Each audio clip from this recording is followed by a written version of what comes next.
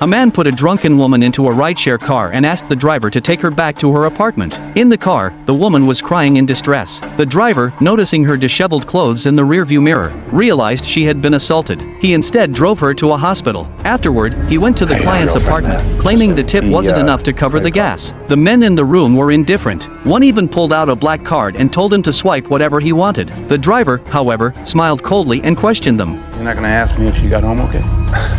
The driver told them that the woman was at the hospital undergoing gastric lavage because they had not only drugged her but also assaulted her. Realizing they were dealing with a formidable opponent, the men locked the door and prepared to fight. The driver wasted no time and started a timer. The men rushed him, but the driver dodged, broke one's wrist with a punch, and easily took care of the others. The whole process took only 29 seconds. He seemed pleased with the result. The last man was terrified. The driver told him to call the police to turn himself in and broke his left fingers as punishment. As for why he left his right hand intact, it was because he still needed the man to give him a 5-star rating. This driver was once a top-tier special agent who, tired of the violence, faked his death to retire. He took on various part-time jobs to make a living. However, on his first day at one of these jobs, he encountered an armed robbery. The cashier was trembling with fear. McCall, seeing this, calmly handed over the cash as instructed, but the robber then demanded the ring on the cashier's hand. The woman refused, explaining it was the only gift her mother had left her. As the situation was about to escalate, McCall was ready to act, but two children walked in through the door.